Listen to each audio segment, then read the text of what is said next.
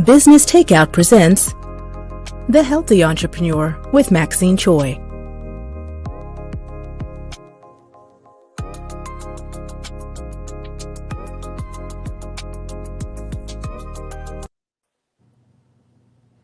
Good evening, everyone. Welcome to the Healthy Entrepreneur Show. My name is Maxine Choy, and I'm your host. And tonight, my guest, Leon Walker, is going to chat it up with me, and we're going to be talking about the buzzword, narcissistic relationships, behavior, you name it. We're going to talk about it. And Leon, I want to welcome you to the show because you were on the show last night in the Bellas and Fellas podcast, that not podcast, but the Bellas and Fellas brunch and social live event, and you were on there talking. We're talking about love and all the things that, you know, the issues with love and all that. And you had mentioned a few things, and we're going to unravel some of them. You have an Instagram page that talks about the narcissistic behaviors that you, traits that you exhibited in your relationships in the past. We're going to be just talking about how you are healing from this as well. So I want to just talk about introduce the audience to you and talk about the show. The show is brought to you by Business Takeout. And Business Takeout is I'm going to read it. Business Takeout is a social enterprise that provides business education and resources such as business blogs, podcasts, shows, and events. And their mission is to increase Black wealth and empower our community. So please, if you would like to be a part of the Business Takeout community, please go ahead and follow them on all platforms. So that's Facebook, LinkedIn, Instagram, Twitter, YouTube. Just follow them for this and other podcasts that they have. So Leon, welcome to the show. You are a relationship narcissism advice and youth development. And I like that, you know, because this is something that is probably not recognized when you're younger. No, it's there, but it's it's there. I found out at a very early age. Yes. So at what age did you find out that you were a narcissist? So what happened was 1987, I was going on 22 years old, and we were patrolling the Persian Gulf to keep the sea lanes open and all that type of stuff. Well, sorry, you were a Navy SEAL. You were a Navy officer, right? Navy Command Master Chief, retired. Yeah. And so patrolling the Persian Gulf, things can happen at any given time. I've been there in 1985, I think, and then 1987 was my second time going there. So the first time we went there was no action, right? And when you join the Navy, everybody is essentially a firefighter. So we had to prepare to deploy. Before you deploy, you prepare, you got the training cycle, you get ready to go, you make sure you got the supplies, everybody's trained up. And part of the training is making sure certain sailors attend the firefighter school. I did that, became a pretty good firefighter. I liked it, I enjoyed it. My job in the Navy was a navigator, but you have collateral duties that you have to do after work. Hence a firefighter if there's a fire. I'd never been in a fire except for the firefighting schools. And again, when you get a chance, look this up. The USS Stark, S-T-A-R-K. We were deploying in the Persian Gulf, 1987, May 17th. They got hit by 2 missiles. One exploded, one didn't. May 17th, the night of, the captain came on the 1MC, which is the announcement system, told us we had to go assist the Stark. I'm gonna move forward. We get there, and they like, Walker, you get your fire team ready. You guys got to go over here and help put these fires out. By the time we got there, May 18th, the next morning around 11:30, there was only one fire. So when you see the ship, there's a picture of the ship. You see it's sinking. The ship is sinking, and there's smoke coming from it. There's one little fire. They had fought overnight to fight the fires and save the ship. When we got there, the ship was already saved. It was still taking on a little bit of water, but they was pumping water off because the missile had almost sunk the ship. We get there, and we start going through the compartments. Each compartment has about 55 men in where they sleep at. And so my fire team was there to put up one fire and then start looking for bodies. And we found bodies. We found 37 of them. Particularly my team picked up one body, and I picked a man up, and he fell forward, and one arm was snapped off. His eyes were gone. His face was gone. It was just his skull and some of his hair. And when he fell forward, I put my hand on his chin to try to get him back off of me. And I could see the insides of his neck. He had on a fire retardant, some coveralls, that didn't burn. Well, it burned, but he pretty much burned, his head burned, and everything else was safe, but his arm was snapped off. And so, Was he alive? no, he was already dead. He had been dead the night before, but the bodies were still there because the guys that were trying to save the ship had been fighting all night to save the ship, put the fires out, and pump the water out and everything. And so men died. 37 of them died. And I picked him up, and I felt different at that point. I was already scared to go to the ship. I was always fearful as a child, and that fear never left me. Even though I went through firefighting schools, I went through boot camp, I was scared of the dentist, had to just take these things and push through. Same thing happened when I get to the ship. I'm terrified, and the ship it's like sinking, but it's like this. And you can hear it creaking slowly, and the water's coming inside, waves punching up against the side of the ship. There was a big hole where the missile had entered. And so I'm getting this guy, and I'm holding him up, and then we put him in a body bag. We move forward to the forward part of the ship, and it's about 2 feet of water, so we dredging through. And another guy, I hit something in the water. You know how you walking through something, you hit something, and another guy floats up, and I'm like, so I grab him. He was waterlogged. He had probably been underwater for almost a day. And we get him, and then we keep moving forward, and we go around to the missile magazine. There's another guy. There's no water in this space. And I look, my friend said, there's another body. And I look, I'm like, all right. So we go get him, but he was burned to the deck. He was stuck. So we had to peel him off. I'm sitting there, after we put his body in the body bag, I'm sitting on this little box, and all of a sudden I just feel something. There was no more fear. There was no more hurt. And I'm not being disrespectful to the men that perished that day, but I just didn't feel, I felt empty because I got to the ship full of fear, not knowing if there was another Iraqi jet fighter that was going to come in and shoot another missile at the ship and sink us and kill us. I just didn't think about it. I was just there, right? And so I just felt empty all that day. And we stayed there for 12 hours. And I kept looking in this space, and I kept looking down, and I would see bodies, more bodies, but I couldn't stop looking at them. And I'm like, I couldn't. So I want to get down there and get them there, but they said, no, we'll get them later. So throughout the day, we'd start putting more bodies in body bags and taking them up to the back of the ship and putting them off to another ship, put them in the freezer. And so we get back to my ship that night around midnight, which was close. We were about a mile away. We got into a small boat, and they came and picked us up. And so they said, hey, we need to talk to you guys so you guys can decompress about what happened. I was 21 years and like 7 months old, 21 years old, 21 and a half. So this is, I don't mean to cut you, but you said USS Stark. That's USS Stark? Yeah, USS, one word, Stark, another word. Yeah, so if anybody's watching, look it up. Leon was on that ship that was sinking. Right. My ship was USS Reed. I had to go to the USS Stark. Right. So yes, doctors checked us out that night, and they're like, hey, we need to send you guys to a psychiatrist to process what happened. Because, you know, we were like tough sailors. Like, we were ready to pull in the port and drink and chase women. That's what we were about. You know, you play, you work hard, you play hard. So we did our job. It's like, okay, on to the next. Well, we were in the Middle East. So back then in 87, it wasn't much in Bahrain. Like, people nowadays go to Dubai and Kuwait and all these places, and it's beautiful.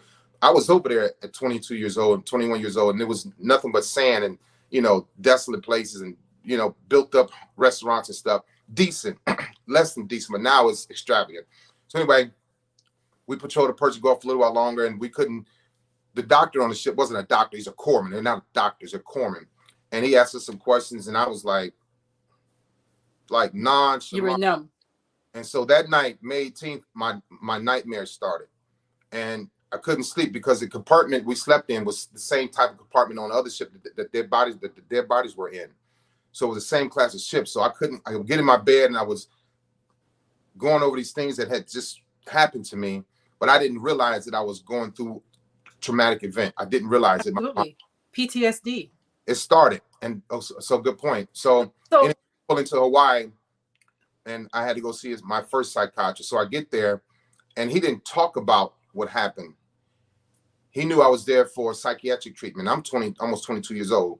And we started talking about my childhood. And then he said, well, after, I don't know, a few hours there, good luck, man. Good luck, young man. You're going to struggle through life with this narcissism.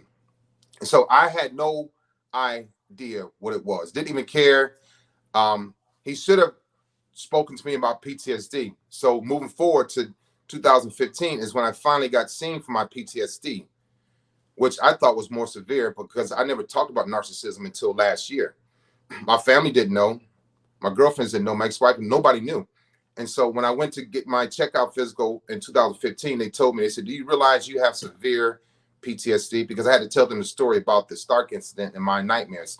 So in 2015, I was prescribed medicine for nightmares, anxiety, depression. Well, no, I'm sorry. I was prescribed medicine for nightmares and anxiety. They didn't give me anything for PTSD. So I was misdiagnosed in 2015. I got called back in 2018, and they re-screened me with the psychiatric treatment and psychotherapist and a social worker, and said, "Hey, we misdiagnosed you. We didn't find your PTSD." There are some great psychiatrists and doctors out there, great people, but they just, for some reason, they didn't find my PTSD. Interesting. I briefly talked about my narcissism when I started going back to my therapy. But anyway, I knew then in 1987, but it was never talked about. I knew. So I love the Navy so much, and he scared me so bad. All I thought about was, all I heard was disorder, personality disorder. And I'm like, what did my parents do to me? You know, what did my parents give me? So I was due to re-enlist December 21st, 1987. When I left the hospital in Hawaii, we got back underway. We were in Hawaii for like 4 days, drinking and womanizing and all of that. We get back to San Diego, which was the home port, and I started seeing another psychiatrist, and I stopped my treatment. I stopped. I didn't want to go. I didn't want to hear it. And when you re-enlist in the Navy, there's a lot of things that take place. Paperwork, physicals, you get money, you get awards, you get all kinds of things. And I gave it up. When he told me that this personality disorder, when he told me about it, I went back to the ship and told him, hey, I said, I'm not going to re-enlist. And I absolutely loved the Navy. At the time, the Navy was the only thing that I loved. And I didn't know why I didn't have love for like family or girlfriends or women. I love the Navy. And it's like, so I said, hey, I'm getting out. And they're like, what the, curse, back then sailors curse, it's still cursed now. What the fuck, excuse me, you did all this paperwork, we started your physical. So I started my physical, but I stopped because I didn't want them to catch my personality disorder again. I didn't want to hear that again. And I'm like 21 years old. And I said, I was about to turn 20. I turned 22. I'm sorry, that October of 87. And I left the hospital, went back to the ship, told them I wasn't going to re-enlist, and they snapped. And I had a girlfriend at the time. We had an apartment in Chula Vista, San Diego. And I went back to the ship and said, hey, I'm getting out the Navy. I was running away. I didn't realize that I had avoidance issues at 22 years old. I found out at 47. So from 22 to 47, I was avoiding everything. Oh, you had avoiding issues. Yeah. Oh, is that a sign of is that like a avoidance? Yes. My therapist told me, she said, you cannot make a decision based on your gut feeling. You know, you get that gut feeling and you like, women will say, I have this gut feeling. I don't think, with relationships, men buying a house, car, whatever. I don't know, Harry. I don't know. This doesn't seem me. I get that gut feeling like I'm out. I wasn't answering no questions. I was always taking flight. She told me I was always fleeing. I couldn't make a decision based on my gut decision. And I was dealing with avoidance issues. And I was also dealing with emotional detachment. And so I left San Diego and I left my girlfriend in our apartment. And I hadn't planned on coming back. I moved her from Cleveland to San Diego. And I flew out, left, and I went to Cleveland and just sat there at the house that I joined the Navy in for another 77 days. I talked to her, we talked, but I moved her from Cleveland to San Diego. She had a job and everything. And I just left. Like, I'm out. I got a disorder. Is that when you realize that you have no feeling? You have no. Right. And her and I stayed together for a long time. We stayed together from 86 to 91. And then another incident occurred, and we'll get to that. But me leaving, and then the stalking incident happened in 91. And so I knew for years, nobody knew why I got out the Navy. I ultimately came back in the Navy in March of 1988, and I was hoping that they didn't ask me these questions again because I didn't think that I would be able to come back in. Had I not been able to come back in the Navy at 22, I would have probably, because I had suicidal thoughts for a while, off and on as a child, and then it went away and it came back. Whenever I couldn't get something right, whenever I couldn't do something, I struggled. I didn't have anybody to give me the answers. I took the test to get into the Navy 5 times. I failed it 4 times. When I finally passed it, I scored the minimum of a 31. And so I was always scared. I always thought I was stupid, dumb. So I had to overcome that. So I created this new dude that was like cocky, arrogant. I wasn't smart at all. I was very driven and passionate. I had great work ethic, thank God for my parents, but I also had a broken mind. I also had a broken personality. And there's no pills that can help with that. Nothing. No. So for my entire Navy career from age 22 to 47, I had this personality disorder and just like hid it in relationships. When you go to work in the Navy military, they don't care. Them guys we boxing all day, we wrestling, we talking about each other, we cracking jokes, we working, we smoking, we drinking, we chasing women, and you just don't think about your personality disorder. You just go up, you show up. So I had to mask it. You know, a woman could have asked me, hey, you know, Leon, if she started asking me hard questions, I'm like, oh, here we go. I got to get out of here. She don't know I'm about to leave. I'm out. You know, and I would always like avoid the questions, deflect, put it back on her, get mad, get upset, make her feel bad, put her down, make her cry, not care. And when I made women cry, it did 2 things. It made me angry or it made me horny. And so I'm like, I didn't know what to do. And I always had great women. I always had good women. I always had wholesome women. They were supposed to save me, but I didn't allow them to save me. So that's when it started.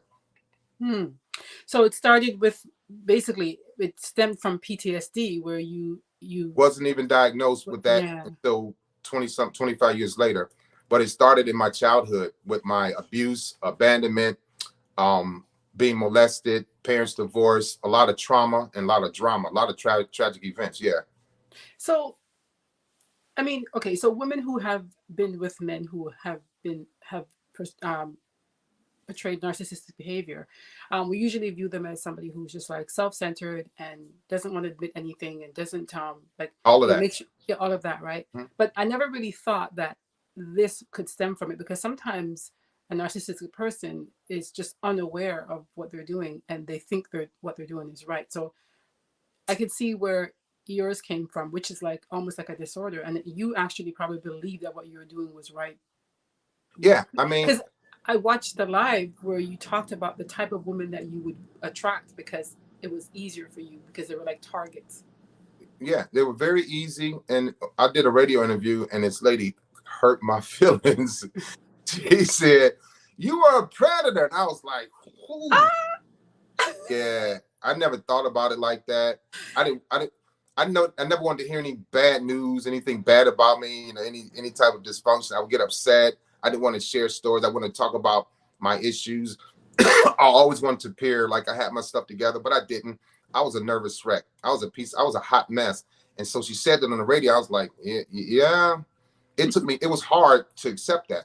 But I think in the gist of it, a lot of men are not necessarily in a sick way, mm-hmm. but men will prey. A man who has a certain personality or maybe commitment issues or whatever, mm-hmm. may prey on women who are, you know, a certain way.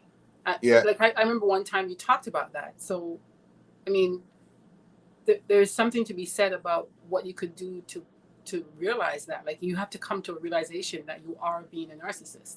Well, I would have never done it. I would have never come to my realization if I wasn't forced to go through therapy. And okay.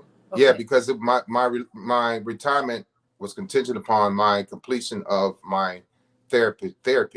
Right, and right. So had the Navy let me just retire, I would still be this dude at 20 years old at 56 now. I would not have changed because I would not have had awareness or clarity.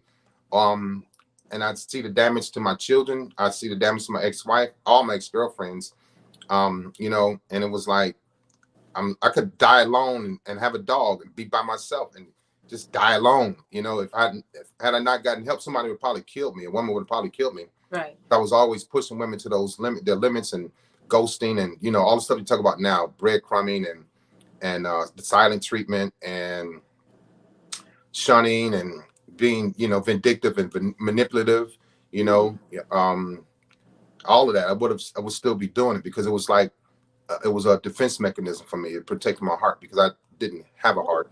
Protect your heart. Okay. Cold, you know, I was a very cold, callous, calculating type of dude, and just like First thing my mom was like, I don't care. I don't give, buy, leave, go. I don't care. I open the door. Don't come back. So That was bad. what was your breaking point? Because now you're like on your Instagram, your videos are amazing. You're on TikTok. People follow, like, I want people to follow you on TikTok. To go follow Leon Walker. But like on TikTok and on Instagram, you just come out with some confessions, and it's so real. Like I'm just like, wow, this guy is speaking. You're talking about a lot of personalities that's walking around now. Yeah. And what was your breaking point? Well, there was all I would always I could get in a situation and always get out of a situation. I could hide things and mask them. I was a great worker, and I needed that adulation. I needed that admiration. I needed people to shake my hand and hug me and pat me on the back. Not hug me, like, good job, Leon, blah, blah, blah, put me on this pedestal. So I was always doing things out of the ordinary. I was always doing things that were extreme, and I thought that other people couldn't do it because my father had an extreme personality.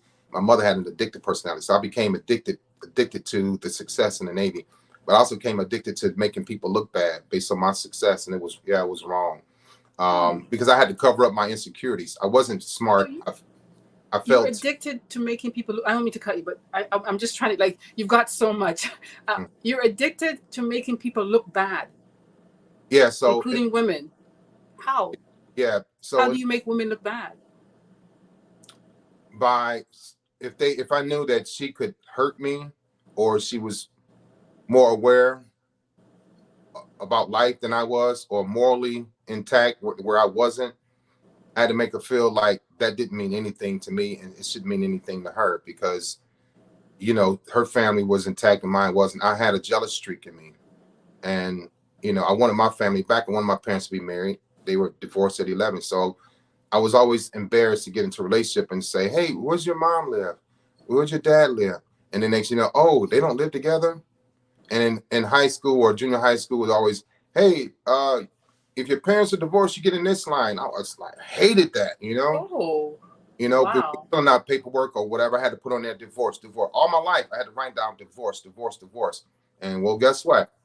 I wound up getting divorced 31 years after my parents got divorced in the same month. And so now when I fill out my paperwork for medical stuff, married, single, or divorced, divorce. It just never left me. I was always divorced.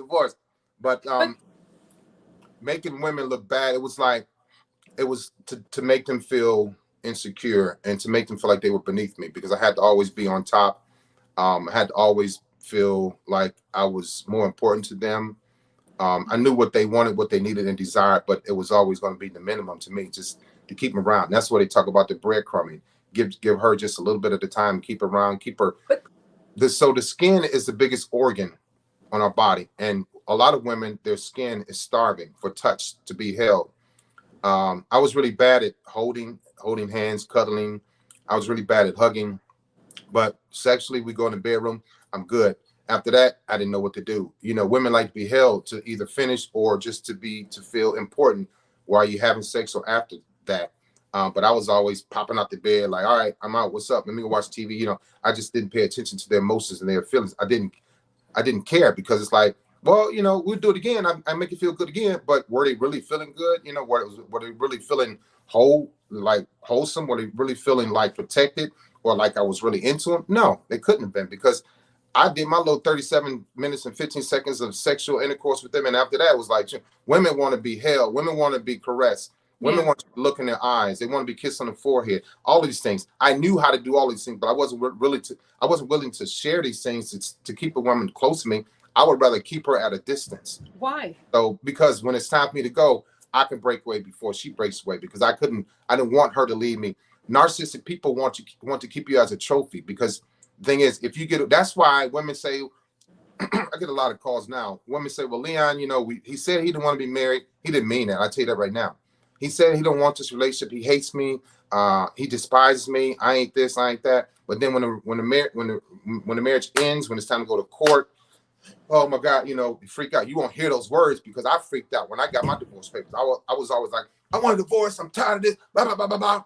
But I turned my wife into who she became because of my infidelity. I created that person. She was a nice, sweet, wonderful lady until she met this gruesome type of man. And so I always complained about who she was, who she became, why she's so controlling, because she didn't trust me, and she should not have trusted me. When you cheat on a woman, they should not trust you anymore. When you cheat on a man, he should not trust women anymore, because you cheat once, you're going to cheat again. And that was my thing. Now, through therapy, I had the clarity and awareness and understanding and processing of somebody else's hurt and pain. For years, I didn't care about that. I'm like, women would cry in front of me, and I would look at them like, Right. why are you crying? I just called you this. Or I was flirting with her, but I'm here with you. I would like make her believe that I was still into her, even though I flirted and I was into another woman an hour prior to that. It just didn't make sense. And I was just a sick dude, you know? And so I would make women feel bad to keep them off kilter, to keep them on their heels, to keep them insecure, because I wanted to come and go as I please. I want to do what I want, when I want. My wife. That is a sign of narcissism that is so prevalent. You know, a lot of men, or women would do that. And do you remember last time we were talking about? So thank you so much, Sandra, for saying awesome show. Thank you for watching, for tuning in. When we were talking about love, and when you've got somebody who's in love with you and then you're not, and what people do, like they try to avoid the situation, So it's always seasons. Like your season, Maxine, may be working on your podcast, right? You're busy. Your season's your podcast, looking for people to interview, making sure your cameras work, make sure your lighting, that's your season. You meet a guy that's not in that season but can't understand your season. Like me, my season may just be being a whoremonger, right? And so I meet you and I'm not thinking about your season. I don't care about your season. I act like I care about you doing podcast stuff, but I'm always horny around you and I'm touching on you. You're like, just stop, give me a break. Now we got an issue. Right. So women want love. They want love, but I'm always use me as an example, because I don't want men coming to me years ago. They'd be like, yo, man, you throw me under the bus, man. You bring a man. No, we're talking about me. No. My season was always lust. Okay. Yes. Addicted to lust. I remember you saying that last night. Yeah. I was addicted to lust. I was a prisoner of lust. But I'm going to meet a woman that's addicted and a prisoner of love. That's what she wants. She sees me as this man in the military. I got myself together, but I don't. And she thinks, oh, this guy, he's going to be okay. I had an all-American image. I was always clean shaven, had a head full of hair, nice uniform. Yeah. And I looked like a professional, but inside I was just a demon. I was rotten to the core. So I show up, I'm fooling people. I'm fooling these women. I'm fooling their moms. But I had a deep attraction to their mothers, because I lost my mother. When we lost our house, my parents got divorced, when she started getting high, and when she died. So I was always searching for a mother in that woman. But you can only be so much of a mother for me. If you overcompensate, I'm get mad, I'm push you away. I just want a little bit of a mother. You know what I'm saying? And when women are like, well, what do you mean, Leon? I can help you this, I can do that. Prepare you a sandwich, you cook the clothes clean, cook, whatever, pick you up, drop you off. But I was always self-sufficient. I was always very independent. But I wanted, and I learned this in therapy. She said, you want women to depend on you, but then when they depend on you, you get angry. I'm like, yeah, what's the problem? Mental issue. You got a personality disorders, going through my medical record. But I always wanted like a woman and a mother at the same time. And so you have to be careful with that, because a lot of times when the mother dotes on her son, he makes him feel like he can't do no wrong. And so, yes. And he starts thinking the women are supposed to treat him like his mother treat him, but that's his woman, not his mother. And then now his mother wants to be his woman, but she can't be his woman because he got a woman. Now the mother and the woman getting into it, you know what I'm saying? And so I allowed those things, but I didn't, because my mother was always respectful of my girlfriends when she met them, when she wasn't high. My grandmother would always be respectful of my girlfriends when she met them. But I was always wanting that mother figure. So if I saw a girlfriend, I had a girlfriend, which I did many times, I would be closer to her mother. And that would keep me in a relationship until it was time to go. But then when I break away, you know what I found out? What? There are second, third, and fourth orders of effects when you hurt women or men, but in my case, women. I never processed that until therapy. My therapist said, do you realize you hurt her mother and father? I was like, no. Or she said, what about, does she have a brother? I'm like, yeah. You hurt her brother too. And I was like, damn. I never thought about that. And here I am at 37 years old, sitting through therapy. Never thought about it, because I didn't process nobody's pain. Yes. Okay. And yes. so you can't process your husband and wife's pain or your boyfriend and girlfriend's pain. You're not thinking about the mother and father that's got to console their daughter or son. In my case, her daughter, when I break her heart and she catches me cheating. You didn't think about her brother that wants to beat your butt after you hurt his sister's feelings. I was like, I'm out. So yep, what? I'm out. Yeah. Wow. So, okay. So then you realized that you were too much of a narcissist. You realized you were ruining relationships. You wanted to get out of this addiction to lust, all that stuff. So you had your breaking point. So then, and you talked about many things you've done wrong to women, and they were good women.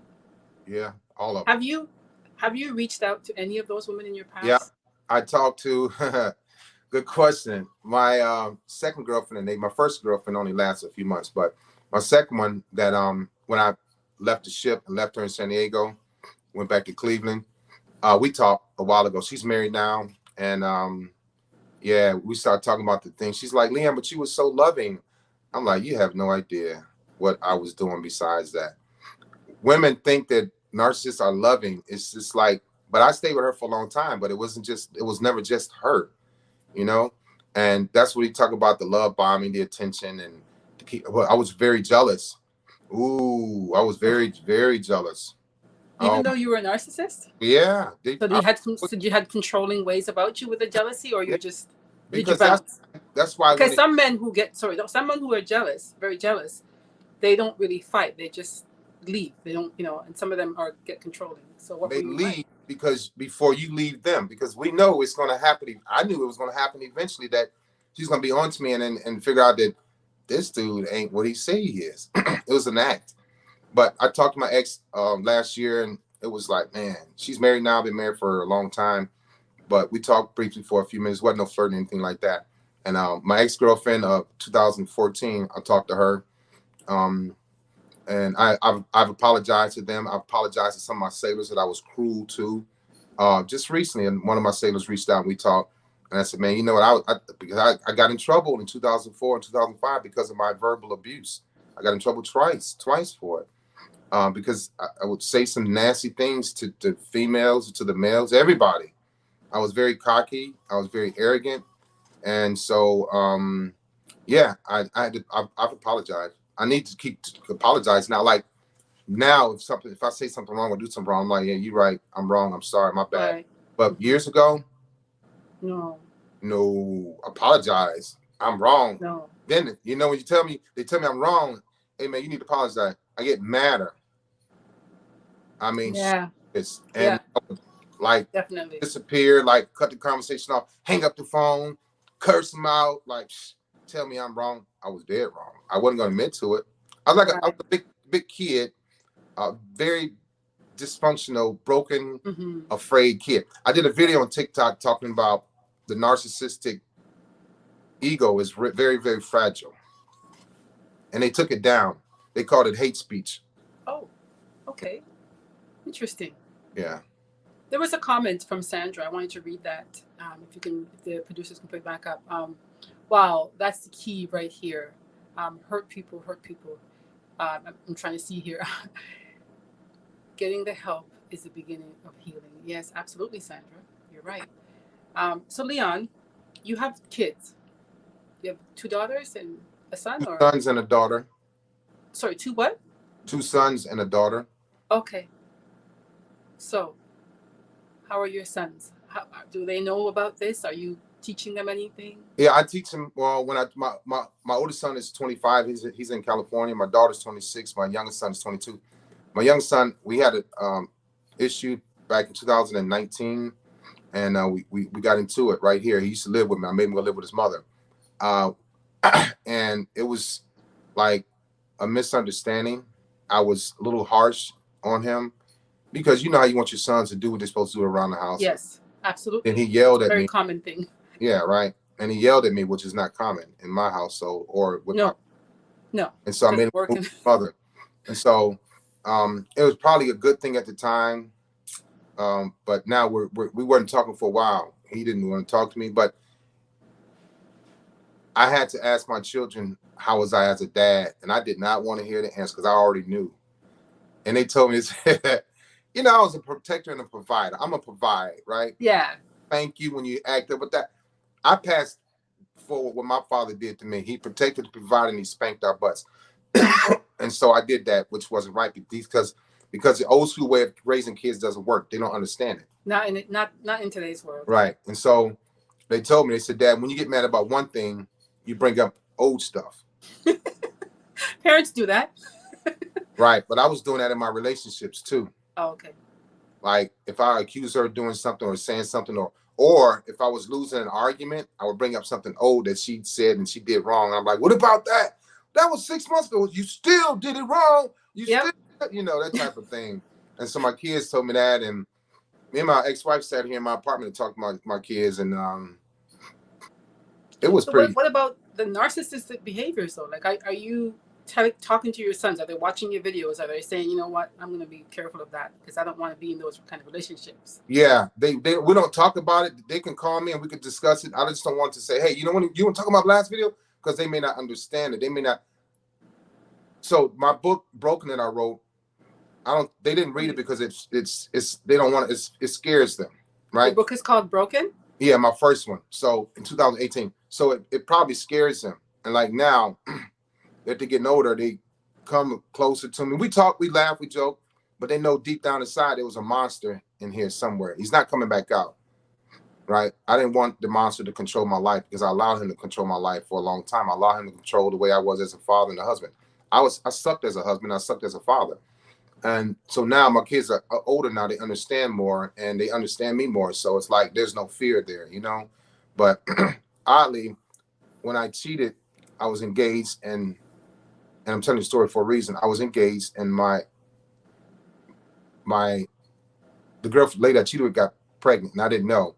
And then my wife was pregnant. I got married. My wife got pregnant. I had two women pregnant at the same time.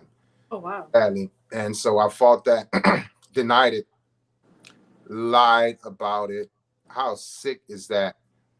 And had the DNA test, and it came that I was a father. And so I neglected my daughter for like 6 years. And I didn't see her. We moved from Cleveland and moved to Virginia, and I didn't even try to see her. It wasn't her fault. I was mad at her mother for having sex with me. You should have been sleeping with a married man. You should have been sleeping with an engaged man. How do I say something like that to a woman? It was my fault. Yeah, it was your fault. I went from her, and I grew up together, and I started hating her. And I heard her through my daughter for years. And then, I got it together. But my daughter is the one that reached out to me more, and she's the one that got less. My sons were with me and my wife, for all their life, but my daughter didn't. And my sons moved on. They talked to me about it, but my daughter reaches out more, and she's the one that got less, But I talk to her now. We're on great terms. So my kids understand me because I understand them and their personalities. I know how to talk to them, which way they're going, how to respond, how not to respond, when to respond. Yeah. And so I'm really good at that with them because I know what they got from me.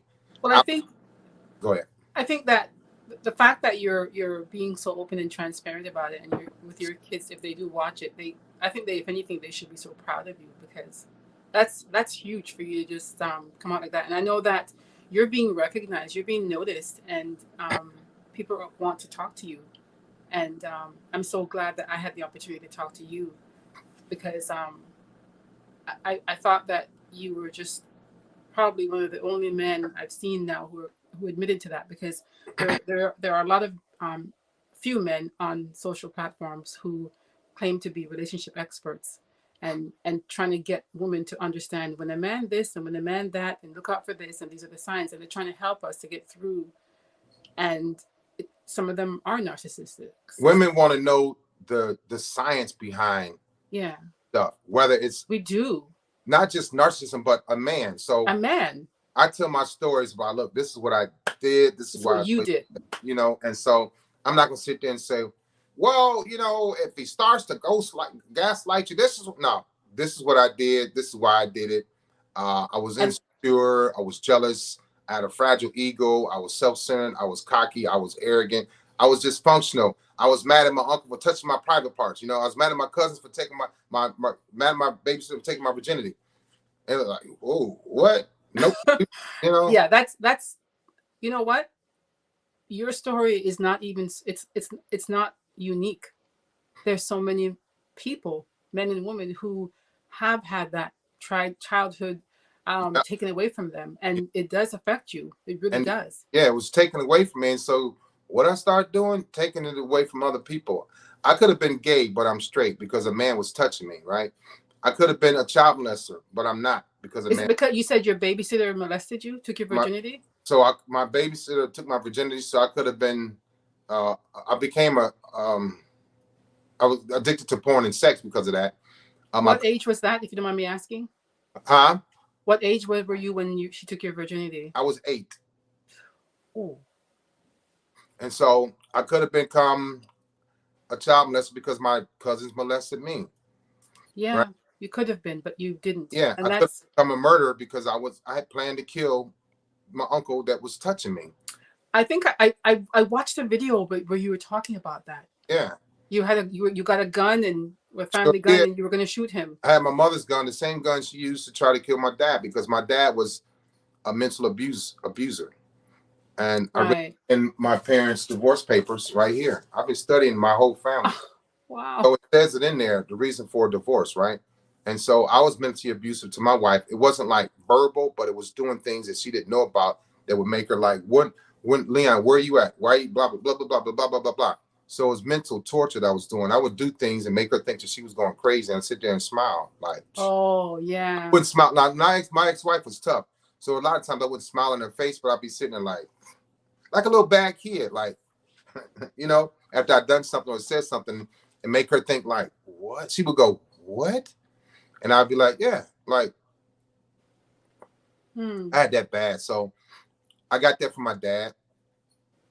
Interesting how we get so much from our parents. We're so much alike. Like Oh my God. I tell you what, it's so my interesting. my ability to say, I don't care, I don't give up. So what? Bye, leave. I'm leaving. You can leave if you want. I can help you out the door. I get that from my mother. I know that 100%. Right. Because I've seen my mother say, so I don't care. And I'm like, okay. Yeah. I'm not going to care either. I get that from my mother, 100%. And then from your dad? From my dad, the mental torture, the mind games. I get that from my mother too, but mainly my dad because he was really good at it. And so I started doing that to my kids too. So, aren't you glad that you're in this space right now in your life where you can talk about it? Because I think it is therapy. Yeah, right now. Yeah. It's therapy. Yeah. You're doing I needed it because I had to help myself, help other people, help me. And you went for therapy as well. And then you realized, shoot, you know what? You took it further. And then you start to help yourself. I didn't just stay though. I went to therapy and walked out quite a few times. And you know what? In my medical paperwork, I got it all myself right here. Oh. Yeah, look how thick that is, right? Oh, wow. So the lady was like, you don't take therapy seriously. And I was like, oh. Nah.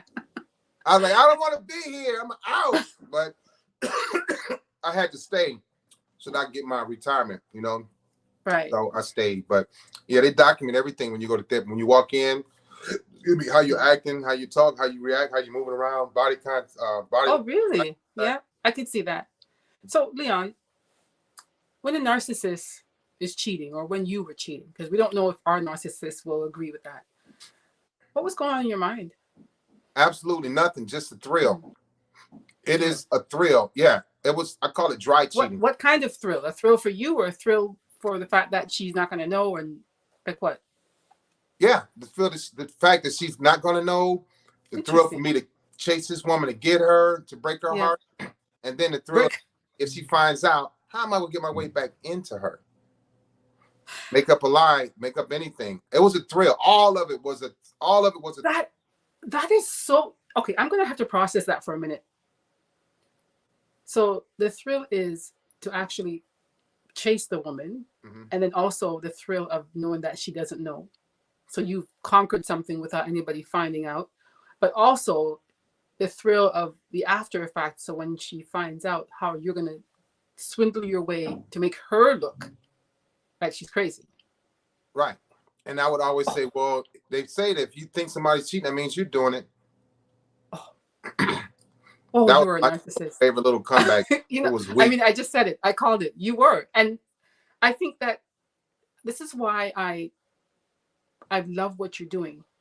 You're speaking your truth.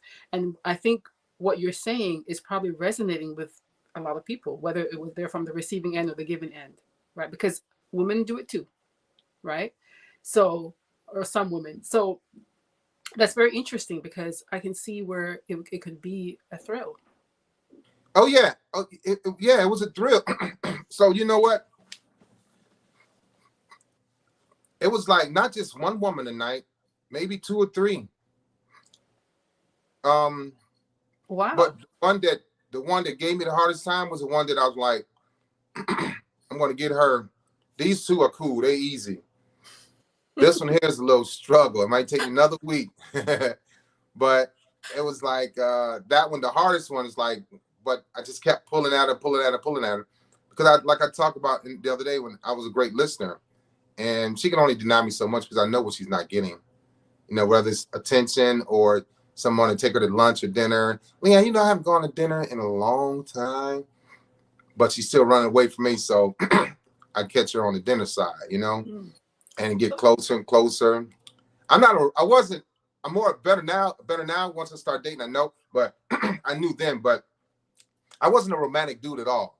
Right. No flowers, no petals, no candles, no blow them candles out. Let's get busy type of thing, you know? But I had to be patient. I learned in therapy that I didn't have patience, you know? And avoidance, emotional detachment, emotional dysregulation, lack of patience, can't make a decision based on his gut decision. I'm like, ooh, you know, so yeah, I wasn't a romantic dude. I was the type of dude that I'm do the love bombing. I was like a great love bomber, but I call it BS bombing. It's not love bombing. You can't bomb people with love. Love is love. It's just, you know, exactly. You can't, I'm gonna dump this love on you. No, it's BS bombing. But I was really good at love bombing in a bad way, in a good way for her, because I knew the ultimate, the end result, what I wanted was her, and temporarily. I was really good at the silent treatment. I could do that for a long time. And I'm not bragging about it. It's just what my mind was. I could do that for a long, especially if I knew you liked to talk or you wanted to hear me say something, you wanted to ask me a question, you wanted to answer, you know, and I would just get more silent. I said, if you keep asking, I'm gonna stay silent for a longer time, much longer. All right. And then 2 days later, so hey, what's up? Check it out. This is what I was gonna tell you the last 2 days ago, but you were being a butthole and you wouldn't let me rest. You wouldn't let me just not think about it. So now I don't want to know. I don't want to know now. Okay. Well, it's going to happen again. I can do this longer than you can take it. And then the women will go, okay, Leon. Now I didn't conquer her again. Something that she wants to do, to talk about, which is, you know, communication, you know? Communication, yeah. So I would break that off and stop it, start it again, stop it, do something nice, like nothing ever happened. And she'd be like, you act like we just didn't argue, or you just didn't say, like, it's over with. Whatever. What's next? So Leon, you meet a woman now.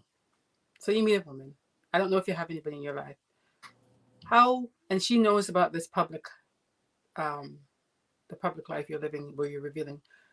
What are you expecting her to what should she expect from you? Good question. First of all, she should expect that I'm going to be honest about everything. Expect that. I expect her to be cautious with me. I expect her to be a little bit fearful. This is all my karma coming where a woman could possibly leave me, and it happened. This is my karma where a woman just might be apprehensive about getting with me. But I tell you one thing, Maxine, I don't have the heart or the nerve to cheat. When I was cheating, I had a whole lot of heart. I had a whole lot of nerve. I had no fear. None. I'm like, you ain't gonna leave me, but Leon, can you, a lot of the type of thing. But I would expect that she wants to know a lot more about me, and I'll be open. I've dated and slept with a lot of women, Maxine. I mean, a lot. I'm not proud of that. But nobody ever asked me about my childhood. I had one woman say, "You're so dysfunctional." And she should have never said it to me, because I became even more dysfunctional. Then I started dry cheating just to hurt her. I tell you this, for me, when I cheated, sometimes it wasn't just for like to satisfy my lust. It was to hurt her, which she wouldn't even know, but I knew that her man or boyfriend or husband just was with another woman, me. Right. And so the woman needs to just know about who I was, how I am. We need to know each other, period. No secrets. What I like, what I don't like. I have triggers too. Yeah. We have to talk about those things because I don't want my triggers to be like, all of a sudden I walk out again, like I'm out of here. I'm pissed off. I remember recently, last year, I got upset with a young lady and I just walked away like, look, but I was trying my best. It wasn't because like, I just want to run away from a question. I wanted her to understand me, or I couldn't understand her. And she didn't understand why I didn't understand her. And I'm like drained, like let's understand this person. Right. So my walking away then was different when it was years ago. Years ago it was avoiding.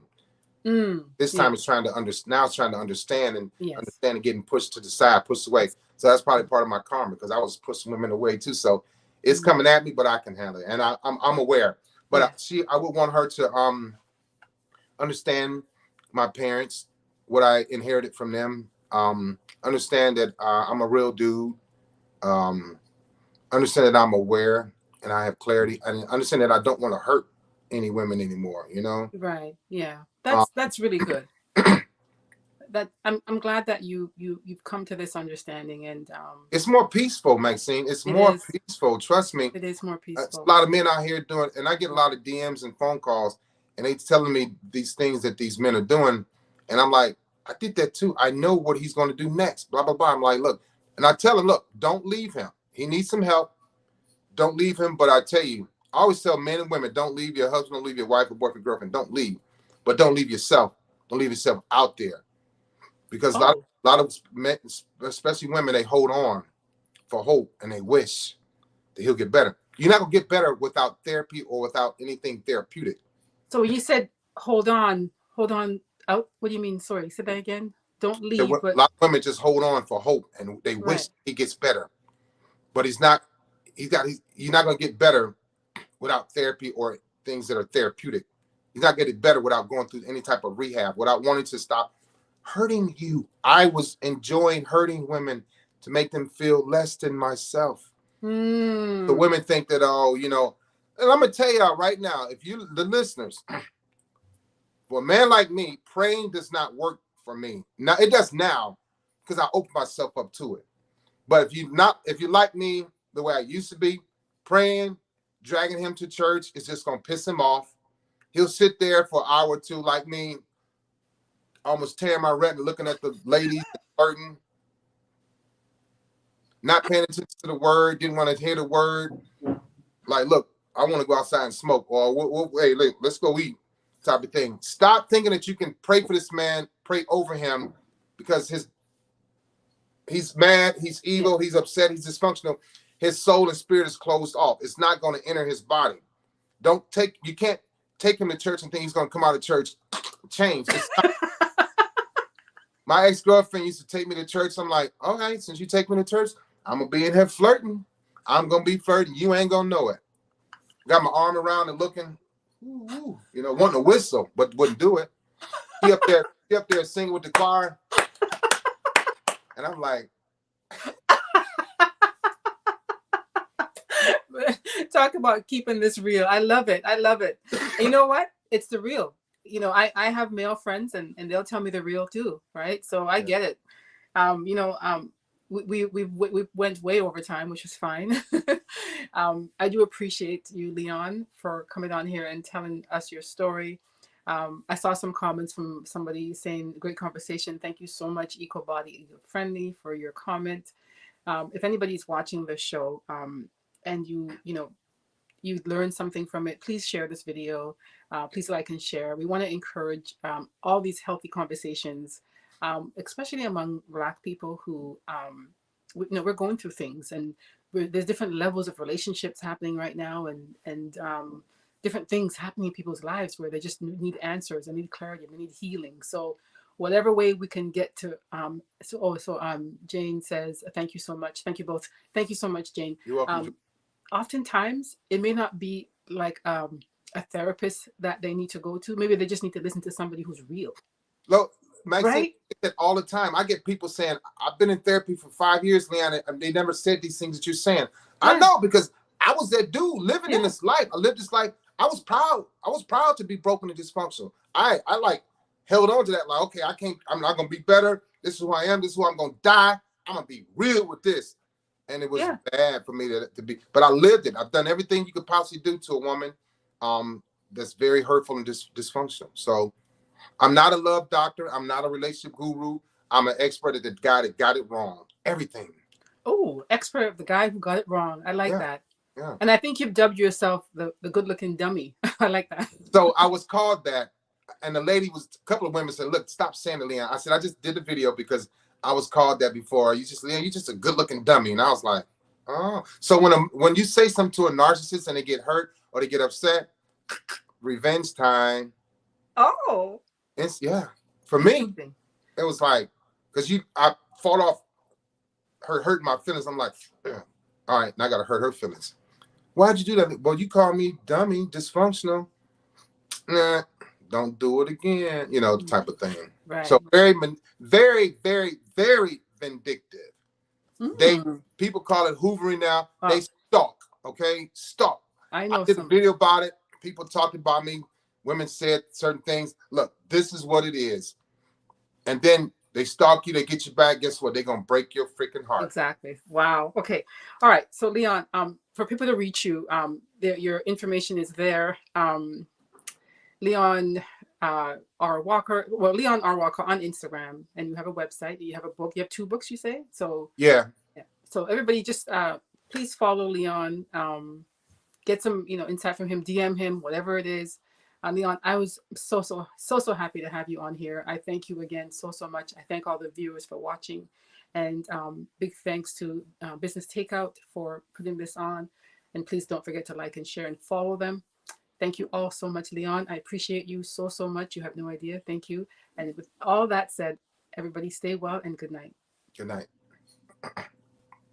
If you enjoy our programming and want to help support Black entrepreneurship, please donate today. www.businesstakeout.com/donate.